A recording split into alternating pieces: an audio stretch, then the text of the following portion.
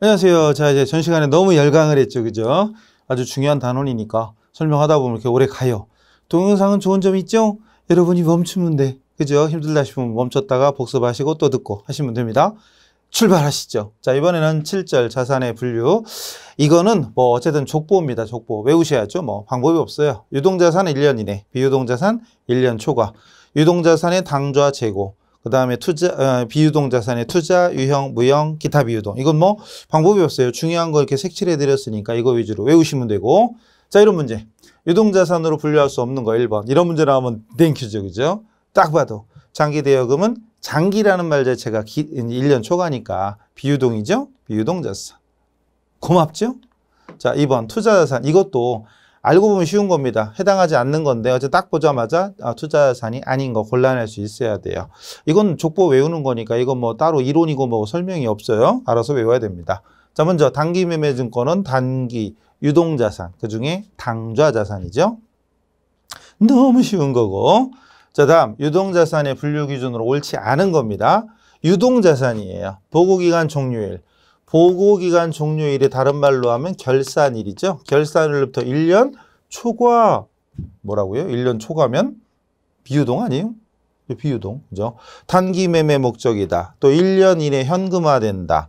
정상적인 영업주기 내에 실현될 걸로 예상되거나 판매될 거. 이런 것들이 다 유동자산에 대한 설명이지요. 답은 1번. 이런 걸 거저먹기라고 하죠. 쉬운 건 무지하게 쉽고 어려운 건 상당히 어렵습니다. 그 재고자산 할 때도 어려운 계산 문제 같은 거 있었죠. 그런 걸 빨리 배우고 익혀서 이제 시험에 뭐가 나오더라도 여유 있게 푸셔야 됩니다. 다음 이제 넘어갔죠. 8절입니다. 자산의 분류. 자, 먼저 매도 가능 이거 중요하죠. 이것도 잘 나옵니다. 앞에 지나간 것 중에 단기 매매증권과 더불어 매도 가능 증권도 잘 나오죠. 자, 매도 가능 증권 매입가액의 거래원가 수수료 포함이다. 이거 중요하죠. 단기 매매증권에서는 취득할 때 수수료 비용 900번대 영업의 비용 처리했지만 매도 가능이나 나머지는 전부 다 원가의 산입입니다. 그 다음 기말 공정가 시가로 평가하죠. 공정가치법. 그리고 평가 이익과 손실을 상계, 이익과 손실을 상계 처리하여 평가 이익과 손실을 자본, 기타 포괄손익. 단기 매매증권 평가손익은 단기손익, 영업의 손익, 영업의 수익과 비용으로 처리하지만 매도 가능 증권 평가손익은 자본, 기타 포괄손익으로 처리합니다. 중요한 거죠. 그리고 처분하게 되면 장부에 써있던 기타 포괄손익으로 써있던 매도 가능 증권 평가손익을 제거, 없애줍니다. 그래서 처분하게 되면 매도 가능 증권하고 평가손익을 같이 없애줍니다. 그리고 처분손익은 처분가액에서 장부가액 빼는 거, 이때 장부가액은 전년도 말 공정가액, 여기까지 아까랑 똑같죠. 단기 매매증권하고 똑같습니다. 단기 매매증권은 여기서 끝납니다. 그런데 매도 가능 증권에서는 장부에 남아있던 그 평가손익을 가감하게 됩니다. 결론적으로 이 장부가액에 평가손익을 가감한 금액이 결과적으로는 취득원가입니다. 그래서 만약에 문제에서 거두절미하고 매도 가능 증권 자료가 있고 처분손익 물어봤다. 그럼 답만 구하려면 이거 외우면 돼요. 처분가액에서 취득원가 빼면 됩니다. 이론적으로는 복잡하지만 답만 보면 쉬워요. 그래서 매도 가능 증권 처분손익 물어보면 처분가액에서 취득원가 빼버리면 돼요. 단기는 그러면 안 돼요. 단기 매매증권은 여기서 끝나요. 여기서 끝나기 때문에 답이 달라요. 근데 매도 가능은 여기에다 평가손익을 가감하는데 장부가액에 평가손익을 가감한 금액이 결론은 취득원가입니다. 이게 뭔 얘기인지는 이론 시간에 해결할 일이지 여기서 또 할 일은 아니니까 넘어갑니다. 그 다음 단기 매매증권을 시장성을 상실하면 매도 가능 증권으로 변경을 해줘야 됩니다. 중요한 건데 엄청 중요한 거예요. 배웠더라도 이 부분 정리 다시 한번 보셔야 됩니다. 만기 보유는 사실 별로 나올 건 없어요. 만기 보유는 만기일 그리고 상환금액, 만기까지 보유할 의도와 실질적인 능력이 있어야 됩니다. 모두 충족해야 됩니다. 그 다음에 얘는 원가, 상각 후 취득원가인데 우리 시험에는 여기까지는 뭐 FAT 1급 수준에서는 너무 어렵죠. 상각 후 취득원가, 사채를 배우셨다면 사채의 장부 금액이 발행자는 사채지만 투자자는 만기보유증권이죠. 만기보유증권의 상각 후 원가가 됩니다. 상각 후 취득 원가. 어쨌든 원가죠. 중요한 건 얘는 공정가액으로 평가하지 않습니다. 공정가액으로 평가하지 않습니다. 처분손익은 처분금액에서 결론은 취득원가 뺍니다. 근데 그냥 취득원가가 아니라 상각 후 취득원가. 즉 사채에서 왜 액면가액이 있고 발행가액이 있는데 그 차액 있죠? 차액을 유효이자율법으로 상각하게 되는데 똑같은 거예요. 근데 여기까지는 뭐 깊게 나오지는 않으니까 개념상. 자, 만기부여증권은 제일 중요한 거. 상각 후 취득원가. 상각 후 취득원가로 평가한다. 기억하시면 됩니다. 넘어갈까요? 자, 문제네요. 다음 자료에서 회계처리 시 차변 계정 과목과 금액으로 오른 것은 그랬고 자료. 한국은 유가증권 시장에 상장돼 있는 국제의 주식 1000주를 주당 6,000원. 액면가는 뭐 거래할 때는 필요 없는 거 아시죠? 6,000원에 취득하고 거래 수수료. 자, 포인트죠. 수수료를 지급했는데 주식을 장기간 보유할 목적으로 취득했다. 자, 단기 매매 목적이 아니라 장기. 그럼 단기 매매 목적이었으면 1번 아니면 3번이고 1번 아니면 3번인데 1000주를 6,000원씩이니까 600만 원이고 수수료는 별개죠. 그럼 600만 원이 단기 매매였을 때는 정답. 근데 이 문제는 장기 보유니까 단기가 아니라 매도죠. 매도 둘 중에 하나입니다. 510이냐 610이냐 이게 포인트인데 액면가액은 필요 없다 그랬죠. 액면가액은 필요 없다. 결국은 600만 원의 수수료를 포함해서 610만 원이 매도 가능 증권의 취득 원가가 됩니다. 자, 답은 4번. 됐죠? 단기 매매였으면 3번. 이건 쉬운 거죠. 이 정도는 쉬운 거죠. 다음 자료 토대로 항공이 취득한 매도 가능 증권의 취득 원가 얼마냐? 뭐 아까랑 같은 거 아니에요? 매도 가능? 그럼 뭐예요? 자, 7월 26일 날 단기 시세 차익. 그러니까 볼 필요 없는데? 단기 매매니까 단기 매매잖아요. 단기 매매 증권. 그럼 물어본 건 매도. 물어본 건 매도 가능. 얘는 단기 매매. 그건 필요 없죠. 필요 없잖아요. 그죠? 그럼 이거. 장기 시세 차익. 장기 시세 차익 목적으로 주식 500주를 6,000원씩 매입했다. 5, 6, 30, 300. 300만 원. 이때 수수료하고 부대 비용이 있어요. 이때 단기 매매가 아니라 매도 가능이기 때문에 원가의 산입이죠. 600만 원에 3만 원 더하면 603, 어디 갔어요? 3만 원 맞아요? 아까 이거 얼마였죠? 500주에 6,000원, 5, 6, 30, 300. 600은 어떻게 나왔대요? 300에다가 3만 원 더하면 303만 원, 303만 원, 2번. 2번이 답이죠. 근데 1번은 500주를 6,200원에 매입했으니까 5, 6, 30, 5, 20, 310만 원이고요. 거기에다가 수수료가 있는데 수수료는 단기 비용 처리 안 됐죠. 그러니까 단기 매매 증권에서는 비용 처리니까 310만 원. 310만 원이고 3번. 그러니까 단기 매매 증권이었으면 3번이 답인 거고. 근데 물어본 게 매도 가능이니까 2번이 됐던 거였지요. 구분되시죠? 수수료 구분되시죠? 단기 매매 증권에서는 영업의 비용. 단기 매매 증권이 아니면 전부 다 원가의 산입. 넘어갔네요? 넘어갑시다. 이게 문제 문항수가 많고 적고가 실제 빈도였죠? 감안해서 공부하시고. 자, 유형자산. 계속합니다. 쭉쭉 갑니다. 바쁘죠? 한 30강을 할까요? 그러면 지겨워서 못 들어요. 그죠? 빨리빨리 갈게요. 유형자산. 물리적 형체가 있다. 눈에 보인다. 1년을 초과하여 장기적으로 사용이 예상되는 자산이 유형자산. 토지, 건물, 구축물, 건설 중인 자산, 기계, 차량, 비품.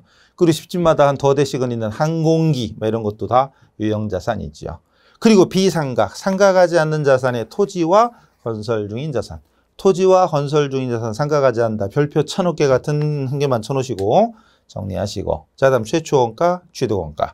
취득원가는 최초에는 취득원가로 장부에 적죠. 당연하죠. 그리고 현물출자를 받거나 천물출자, 증여, 기타 무상으로 취득한 자산은 공정가, 시가를 취득원가로 평가해라. 이때 취득원가는 매입가격 또는 제작원가에다가 그 자산을 사용할 수 있도록 준비하는데 직접적으로 관련된 지출을 다 포함한다. 그리고 매입할인이나 리베이트 등이 있는 경우에는 이를 차감합니다.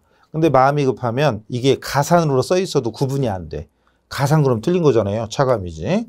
그래서 이런 것들은 여러분이 시간 내서 여러분 교재에 써 있는 그 앞에 이론만 자꾸 읽어봐도 이런 건 쉽게 풀 수 있는데 이게 은근히 여러분 처음 들을 때 어떤 마음으로 들으셨나 모르는데 이론은 대부분 그렇잖아요. 이론 반타작도 힘들고 찍었어요. 자랑도 아닌데 이론은 아예 못 풀었어요. 이런 사람 많거든요. 이런 시간을 대비해서 이런 시간을 통해서 좀 이론도 익히시고 정리하시고 자주 나오는 게 뭔지 눈에 익히시면 점수 충분히 나오겠죠? 자, 최초 원가, 취득 원가 계속 갑니다. 설치 장소 준비비, 외부 운송 지급비, 설치비, 설계 관련 수수료. 그리고 5번 중요하죠. 5번 유형자산 취득 관련해서 국공채를 강제적으로 매입했을 때 채권의 매입가액을 취득원가에 산입하면 안 됩니다. 그 매입가액과 기업회계 기준에 따라 평가한 현재 가치, 현재 가치를 다른 말로는 공정가치라고도 합니다. 문제에 따라서는 공정가치의 차액을 원가에 산입하는 거예요. 다시 여러분이 차를 샀어. 차가 5천짜리야. 근데 5천짜리인데 이 차를 사려면 공채를 사야 된대요. 다시요. 숫자를 써야지. 증거를 남겨야지. 5천만 원이에요. 근데 채권을 200만 원 주고 사래. 그럼 취득원가가 2천이냐? 아닙니다. 근데 그 2천의 현재 가치는 현재 가치는 170만 원이래요. 그러면 여러분은 200만 원 주고 사도 나중에 170만 원 건질 수 있어요, 지금. 그러면 결론은 30만 원 손해나 마찬가지니까 결론적으로 이럴 경우에는 이거 이렇게 해서 이렇게 하면 5천 요거 30만 원이죠. 5천 30만 원이 취득원가다 이런 뜻입니다. 매입가액과 현재 가치 차액을 취득원가, 원가에 산입하는 거예요. 자본화 대상, 원가에 산입하는 금융비용은 이자였죠, 이자. 건설자금 이자, 금융이자, 이자를 자본화 대상, 원가에 산입하는 경우도 있고. 그리고 시험에 제일 많이 나오는 건 요거죠. 취득세와 등록세. 건물을 구입하면서 취득세, 자동차 구입하면서 취득세. 취득록세는 취득과 관련된 세금이니까 당연히 원가에 산입입니다. 그런데 재산세나 자동차세는 보유할 때 내는 거니까 기간비용, 즉 세금과 공과라는 비용 처리하고 복구비용 뭐 잘 안 나오죠. 원상 회복하는 거, 복구 비용도 원가의 산입이죠. 이런 것들은 여기서 문제 낼 건 많아요. 다만 자주 나오는 게 주로 이제 아까 했던 5번과 7번. 취득록세가 사실은 제일 많이 나오죠. 취득록세가 제일 많이 나오는 편입니다. 계속 갑니다. 이런 걸 다 외우려고 들면 안 돼요. 외우려고 들면 안 됩니다. 토지 매입할 때 들어가는 부대 비용은 원가에 산입해라 이런 정도면 되는 거죠. 문제에 따라서 뭐 중개 수수료가 나올 수도 있고 취득세는 단골이죠. 취득세는 단골입니다. 이런 거 원가에 산입해라.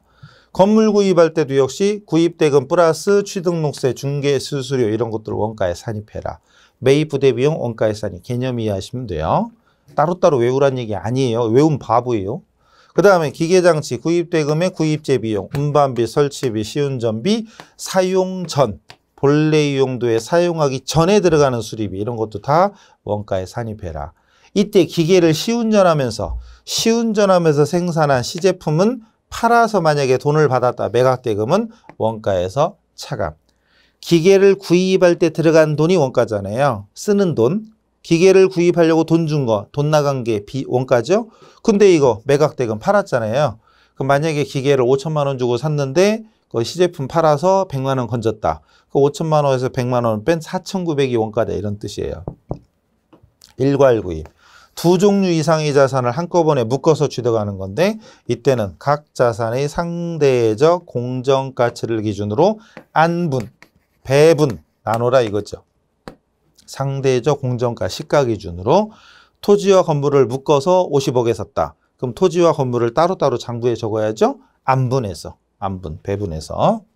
자, 그래서 사실 공부를 제대로 하려면 원래는 끝도 없죠. 근데 제대로 하기는 싫죠. 저도 그래요. 저도 그런데 이왕이면 조금이라도 더 하시면 실무에 나가서 여러분이 더 버틸 수 있죠. 네. 아유 참말로. 자, 일괄구입입니다. 건물과 토지를 취득했다. 건물과 토지를 동시에 취득했는데 각각 사용할 거다. 그럼 공정가치 기준으로 안분, 배분해서 토지는 토지대로, 건물은 건물대로 장부에 씁니다. 근데 만약에 건물을 철거해 버릴 거다. 건물을 철거해 버릴 거면 어차피 다 토지밖에 없죠. 전액 토지 원가에 산입.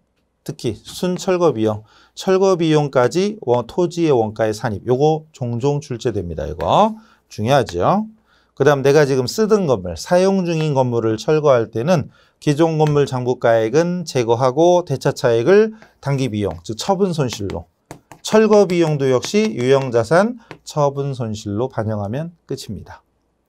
자, 공부가 된 사람들은 정리가 될 거고 이론 공부 안 했는데요? 그러면 계속 딴다란 말이죠. 그죠? 근데 그건 어쩔 수 없어요. 이론부터 좀 챙겨놓고 실무에서 이 중에 정리를 하는 거고, 자, 이게 문제 나올 때 어떻게 나오는지 잠시 후에 보시면 되고, 건설 중인 자산, 글자 그대로 건설 중이죠. 건설 중이니까 아직 완공되기 전입니다. 그 완공되기 전에는 건설 중인 자산으로 처리했다가 완공되면 해당되는 건물, 기계, 선박 등으로 대체를 하게 되죠. 자, 이제 문제로 갑시다. 문제 1번이네요. 유형자산에 대한 설명으로 옳지 않은 거. 유형자산 취득원가는 구입대금의 부대비용 가산이다. 당연하죠. 땡기죠. 그 다음 건설회사가 분양, 건설회사입니다. 건설회사가 분양. 여기서 분양은 판매죠. 건설회사 입장에서는 건물 져서 파는 거잖아요. 판매 목적이에요. 그 아파트를 건설하기 위해서 보유하고 있는 토지는 유형자산이다. 아니다. 판매 목적이잖아요. 판매 목적이니까 이건 재고자산인 거예요. 토지와 건설 중인 자산은 비상각자산, 감가상각 안 하고 건물의 감가상각비는 판관비, 그리고 공장 건물이면 제조원가 이런 식으로 되죠. 어쨌든 판매를 목적으로 하는 건 재고자산입니다. 유형자산은 영업용으로 보유하는 거예요. 영업용. 다릅니다. 3번입니다. 웬만하면 1357로 갔어요. 그나마 많이 풀어드리려고. 재고자산 보셨죠? 어우, 이렇게 많이 했어. 너무 많이 했어요. 그죠? 너무 열강을 했나 봐. 자, 이제 유형자산도 어쨌든 많이 나옵니다. 자, 토지 관련 자료인데 토지의 취득원가는 얼마냐? 토지. 자, 본사 사옥 신축을 목적으로 건물이 있는 토지를, 건물과 토지를 같이 샀어요? 이때 구입 당시 토지와 건물의 공정가치는 각각 였다. 그리고 건물은 취득과 동시에 철거했다. 철거 비용 70만 원. 자, 중요한 건 토지와 건물을 구입을 했는데 각각 사용한 거면 배분해야 돼요. 그럼 이거 두 개 더하면, 이거 더하면 1485에 165 더하면 1650만 원. 그럼 1650분의 1485, 1650분의 165 이렇게 해야 돼요. 즉, 그러니까 9대 1이네. 90대 10으로 배분해야 돼요. 근데 지금 이 문제는 철거했대요. 구입하자마자 철거. 뭐를? 건물을. 그럼 남은 건 토지. 그럼 전액 토지원가죠. 전액 토지원가입니다. 철거 비용까지 포함해서. 결론은 이거 다 더하면 이건 공정가치죠. 어쨌든 원가는 1,500만 원 주고 샀는데 만약에 참 철거 비용 빼고요. 만약에 배분한다면 원가는 1,500이잖아요. 철거 비용 생각하지 마시고, 그리고 배분한다면 요거랑 요거 더한 게 얼마랬죠? 아까 1,650만 원이잖아요. 1,650분에 1,485만 원 이런 식으로 배분을 했었어야 돼요. 근데 이 문제는 아니에요. 배분할 필요 없습니다. 그냥 전액 토지원가의 산입, 철거 비용까지 포함해서 1,570 그냥 전액 토지원가입니다. 왜? 철거니까. 철거했으니까. 각각 사용했으면 조금 아까 공식처럼 배분해야 돼요. 90% 대 10%로 배분합니다. 1,500만 원을 90% 10%면 1,350, 150 이렇게 맞나? 애블라요. 배분하면 됩니다. 어머나, 얘는 또 뭐냐? 왜 이렇게 많아? 비슷하죠? 자, 5번이랍니다. 항공이 취득한 차량과 토지의 취득원가는 얼마냐? 자, 차량, 토지 두 줄이죠? 자, 매입가액에 매입 할인은 마이너스죠. 할인받은 거니까 조기 결제 일찍 갚았더니 깎아주더라. 깎은 거 할인 마이너스. 취득세 더해야죠. 운송비 더해야죠. 그럼 할인만 마이너스, 나머지는 플러스. 그러면 2,000에 110 더하고 80 빼니까 30 더하면 2030. 1번 아니면 3번. 그죠? 그 다음 토지, 중개수수료 포함, 취득세 포함, 재산세. 재산세는 취득과 관련 없죠. 재산세는 취득이 아니라 보유세예요. 취득하고 상관없으니까 원가 아닙니다. 두 개만 더하면 돼요. 130 더하면 4,130. 3번이죠? 3번. 됐죠? 이런 정도는 쉽게 해야 됩니다. 어려운 비용, 그럼 곤란합니다. 자, 만화는 항상 나오죠? 만화는 우리 AT 시험에서는 최소한 15개 중에 한두 개는 이게 나와요. 자, 유형자산 7번이래요. 유형자산 대화인데요. 올바르게 맞는 거죠? 김영희는 기계장치 설치해서 시운전한 건 원가에 포함. 설치. 처음 설치하는 거니까 원가에 포함? 맞는 거네요? 맞는 거네요? 네, 맞아요. 그 다음 기계장치 수선유지비는 원가의 산입이다. 에이, 그건 아니지. 너 이상하게 웃지? 너 아니야. 아, 그러면 안 돼요, 참. 그 다음 참고용 건물 취득세는 취득원가에 포함. 맞습니다. 중개수수료는 비용 처리. 에이, 그건 아니지. 중개수수료도 원가의 산입이죠. 얘도 아니야, X. 주차장으로 사용할 토지 정리비용. 주차장으로 사용할 토지의 정리비용은 토지원가다. 당연하죠. 구입과 관련된 거니까. 결론 맞는 건 김영희, 홍일점, 김영희, 홍일점, 김영희, 홍일점. 김영희, 홍일점. 2번이네요. 2번. 있죠? 자, 그림이 항상 나옵니다. 자, 이제 유형자산 계속 이렇게 잘랐어요. 내용별로. 유형자산도 이렇게 잘라서 좀 아까까지는 취득원가고, 자, 이번에는 후속원가. 즉 자본적 지출과 수익적 지출. 이것도 우리 회계를 때려치지 않는 이상은 평생 만날 수밖에 없는 자본적 지출, 수익적 지출. 중요한 거잖아요. 자본적 지출은 증가, 연장, 향상 뭐 이런 개념이죠. 한마디로 장기성. 근데 수익적 지출은 원상복구, 회복, 유지, 수선 유지 뭐 이런 개념이죠. 증가, 향상 개념이면 자본적 지출, 유지, 원상 회복 개념은 수익적 지출. 결론적으로 자본적 지출은 자산 처리하고 수익적 지출은 비용 처리합니다. 수선비, 차량 유지비 이런 식으로 비용 처리하죠.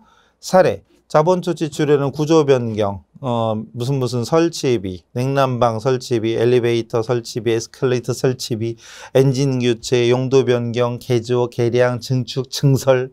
한마디로 돈이 좀 많이 들어가고 비싼 거 이런 것들. 그리고 페인트 칠, 유리창 교체, 배터리 교환, 엔진 오일 교환, 소모품 교환 뭐 이런 것들은 다 수익적 지출. 뭐 이거 가지고 헷갈리고 있으면 안 됩니다. 자본적 지출은 자산, 자자. 수익적 지출은 비용, 수비, 자자, 수비. 뭔 소리야? 외워요. 자, 문제로 갑니다. 1번. 취득 후 지출, 후속 원가에 대한 설명으로 옳지 않은 것은 수익적 지출. 뭘로 처리하는 거였죠? 비용. 비용으로 처리할 걸 자본적 지출, 자산으로 처리하면 해당 회계연도 이익이 과소다. 맞나요?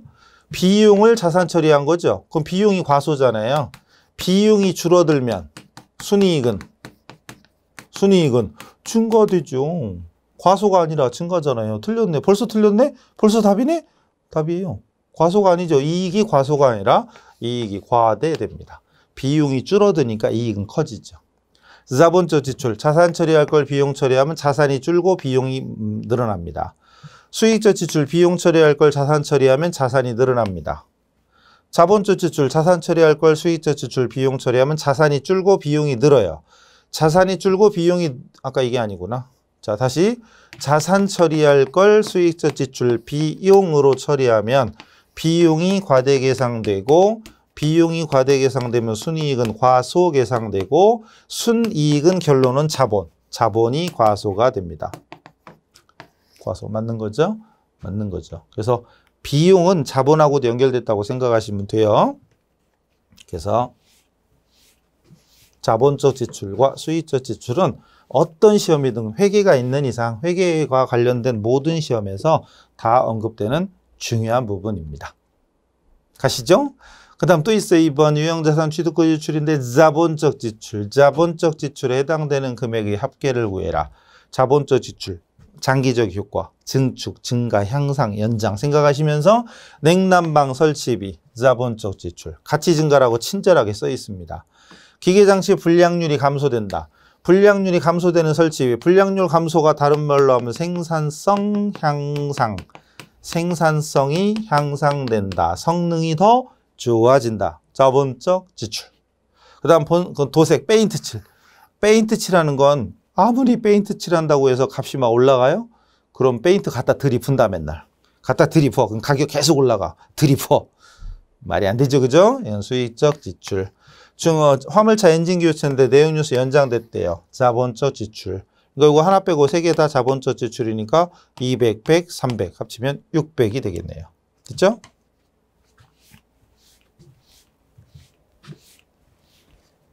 자, 문제 또 있나? 또 있네요. 3번. 아까 했던 뭐 문장 같은 건데요. 유형자산에 대한 수익적 지출, 즉 비용 처리할 걸 자본적 지출로, 즉 자산으로 처리했다. 이 경우 단기와 차기의 순이익에 영향 미치는 거. 단기와 차기는 반대의 효과가 생기죠. 일단 단기부터 갑시다. 비용 처리할 걸 자산 처리했으니까 비용이 줄죠. 비용이 과소계상되면 순이익은 과대계상이 됩니다. 그럼 1, 2번 중에 하나가 답이죠, 일단. 근데 다음 연도는 반대 효과가 생겨요. 왜? 예를 들어서 자본적 지출로 처리해서 자산으로 처리하고 다음 연도에 감가상각을 통해서 비용 처리하죠.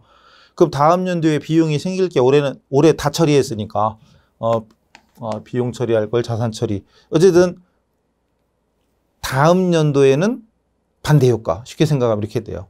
다음 연도에는 비용으로 처리할 걸 자산 처리했다. 그럼 단기는 비용이 과소계상이지만 다음 연도는 감가상각비가 생겨서 비용이 과대계상. 이런 개념이죠. 이런 개념. 반대 효과예요. 그래서 답은 1번. 단기 순이익과 다음 연도 순이익은 상쇄 서로 상계되는 반대 효과가 있다. 반대 효과. 비용이 거꾸로 해도 마찬가지. 자본적을 수익적으로 해도 마찬가지입니다. 결국은 이번 연도에 비용 처리할 걸 다음 연도에 비용 처리하냐. 이번 연도에 비용 처리 안 했던 걸 다음에 처리하냐. 뭐 엎어지나 말지나 비슷한 겁니다. 자, 또 있네. 6번. 왜 이렇게 길어? 유형자산 취득 후 지출인데요. 되게 올바르게 말한 사람, 맞게 말한 사람인데 너무 작게 써 있어서 안 보일 것 같아서 이렇게 해놨어요. 잘했죠? 네. 올바르게. 막주임. 건물에 냉난방 장치 하는 순간 딱 봐도 머릿속에는 자본적 지출이 나와야 돼요. 건물의 가치가 증가하니까 얘는 취득원가에 포함시켜야지. 맞죠? 박주임이 나와야 돼 일단. 일단 박주임 나와야 돼. 그죠? 김 팀장이 아니고 이대리. 이대리 건물의 유리창 교체 보자마자 유리창 교체, 페인트, 소모품 이런 것들은 수익적 지출. 원가의 산입 안 되죠? 이대리 나오면 틀렸어. 답 나왔죠. 김 팀장 안 읽어도 되잖아요. 그죠? 그래서 3번. 그러니까 여러분 그림 속에서 찾아야 되지만 잘 안 보여서 제가 이렇게 땄습니다. 쳤죠? 딴 게 아니라 쳤어요. 바빠요, 저도. 자, 그 다음에 넘어갔어요. 자, 이제 취득원가 됐고 자본적 수익적 지출 됐고 이제는 감가상각. 자, 감가상각도 이거 진짜 회계하는 사람들은 평생 해야 될 우리의 숙제입니다. 숙명입니다.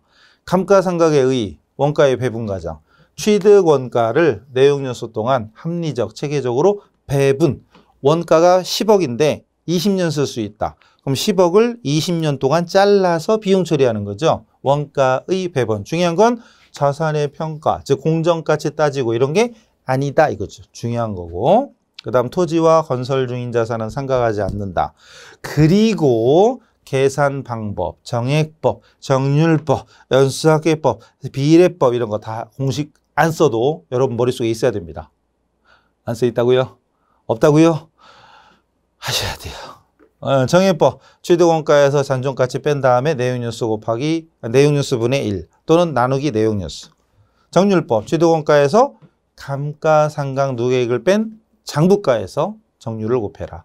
지금 제가 독일어로 하는 것처럼 들리면 하셔야 돼요. 빨리 책 찾아서 정액법, 정률법, 공식 기본이고 그리고 특히 AT에서는 연수학계법을 좋아합니다.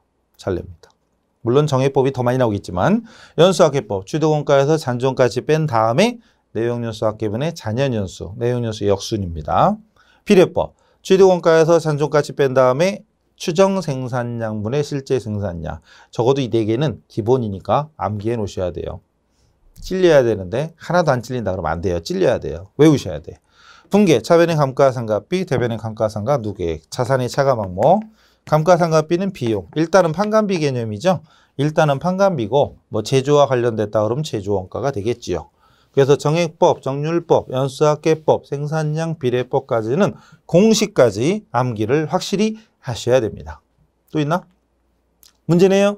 문제로 가죠. 문제 1번. 감가상각에 대한 설명 옳지 않은 거. 옳지 않은 겁니다. 정률법 감가상각비는 기초 장부금액. 장부금액은 취득원가에서 감가상각 누계액을 뺀 나머지죠. 거기에다 상각률, 정률을 곱한다. 맞는 거죠? 두 번째, 생산량 비례법은 생산량 비례법은 전산회계 쪽에는 아예 언급이 없어요. 근데 AT는 이런 게 나와. 그러니까 AT만의 독특한 출제 포인트들이 좀 있습니다. 은연중에 지금 지나오면서 있었죠. 뭐 손익계산서상 대손상각비. 그리고 또 지금 이런 것도 있고. 또 뭐 있더라? 뭐 있어요. 어쨌든. 그래서 지금 이 특강을 듣는 분들은 나중에 실전에 가서 딱 보면 이제 공부했던 것들이 눈에 샥샥 보일 거예요.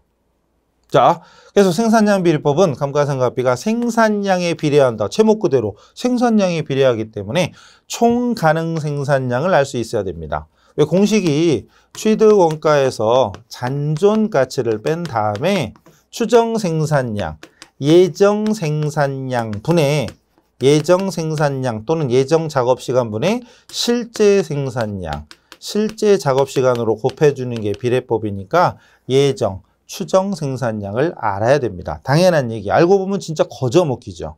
근데 이쪽 공부를 거의 안 했다 그러면 뭔 소리요? 이렇게 되는 거지 뭐. 아는 만큼 보인다. 그죠? 감가상각비 계상으로 순이익은 감소. 감가상각비가 비용이니까 비용이 발생하면 이익 감소 맞죠? 현금 지출은 수반하지 않는다. 현금 안 나가죠? 감가상각비는 비용. 우리가 상식적으로 급여, 보험료, 수선비, 여비교통비, 광고선전비, 통신비 이런 비용들은 대부분 현금이 나가죠. 현금이 유출됩니다. 그러나 이 감가상각비는 비용이지만 순이익을 감소시키지만 현금이 나가는 건 아니다. 맞잖아요. 당연히 맞죠. 그럼 1, 2, 3번 다 맞아. 답은 4번이네. 공정가치로 평가하는 절차다? 아니라고 아까 써놨지요. 원가의 배분 과정이다. 취득 원가를 사용하는 기간, 내용 요소 동안 배분하는 것이지 자산의 평가, 공정가치를 평가하는 개념이 아니다라고 했었지요. 아는 만큼 보이는 거 아시겠죠? 다음, 감가상각이 아닌 거. 야, 이런 거 나오면 땡큐죠. 공부한 사람은 얼마나 땡겨. 딱 보자마자 답이 안 보이나요? 안 보이나 보네. 사무실 사용하는 복사하기, 비품, 감가상각 해야죠. 아닌 거 찾는 거예요. 본사 사업으로 사용 중인 건물, 관리부 업무 사용 중인 차량 운반고. 됐죠? 답은 4번. 투자 목적. 이 건물만 눈에 띄면 안 돼요. 건물만 띄면 건물인데 이상한데 이러면 안 돼요. 투자 목적. 투자 목적은 투자 부동산입니다.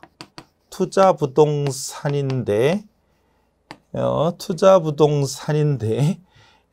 이거 제가 연도 확인을 안 했구나. 일단 이 중에는 답을 4번으로 해야 됩니다. 일단 그런데 지금은 기준이 투자 부동산도 상각을 하는 경우가 있어요.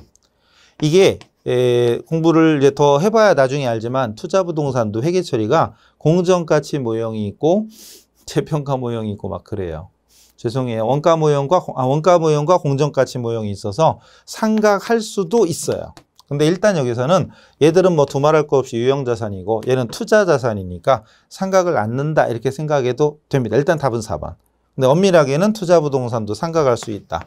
원가 모형이 있고 여기까지는 안 배우셔도 FAT 1급 수준에서는 안 배웁니다. 원가 모형이 있고 공정가치 모형이 있어서 원가 모형에는 감가상각을 해야 돼요. 감가상각을 하는데 공정가치 모형은 안 합니다.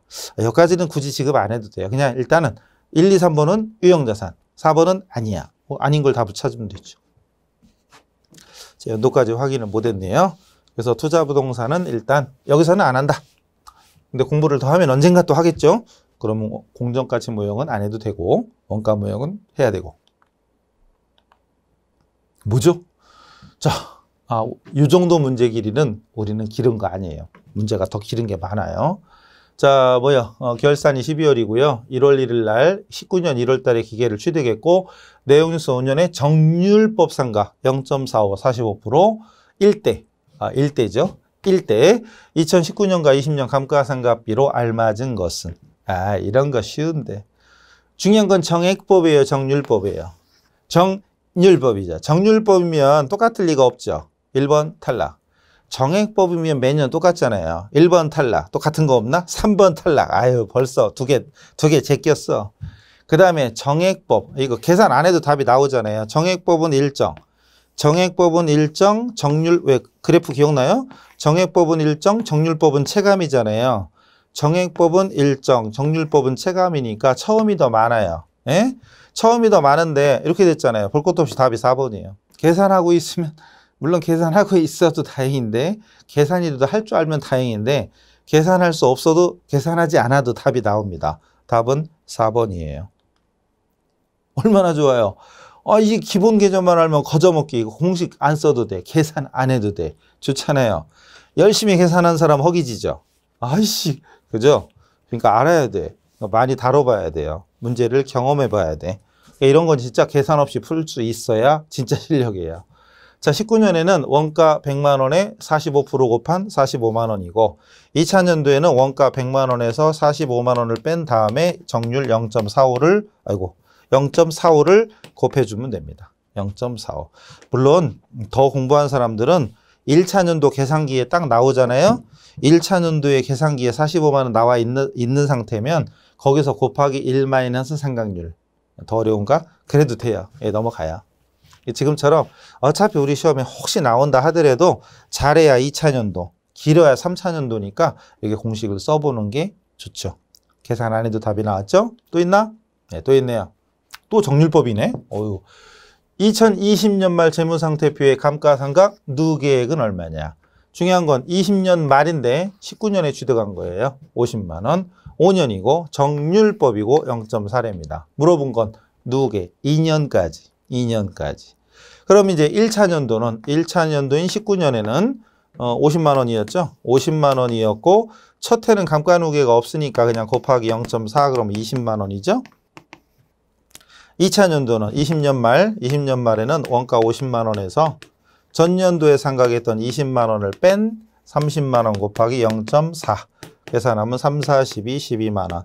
그럼 누계를 물어봤으니까 32만 원이 되겠습니다. 뭐 쉬운 거죠. 정률법. 이 정도는 쉬운 거고. 만약에 3차년도까지 구한다. 그럼 계산기 이거 나왔으면 곱하기 1 마이너스 삼각률 0.4.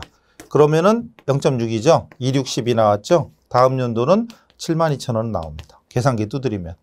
1 마이너스 삼각률. 더 헷갈려요. 하지 마요.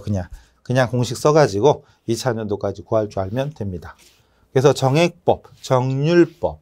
전산회계 쪽에는 거의 10중 8구는 다 정액법인데 AT에서는 보다시피 정률법이나 심지어 연수학계법도 나오는데 얘는 없나요? 어쨌든 나옵니다. 얘는 또 뭐야? 복잡하네요. 9번이랍니다.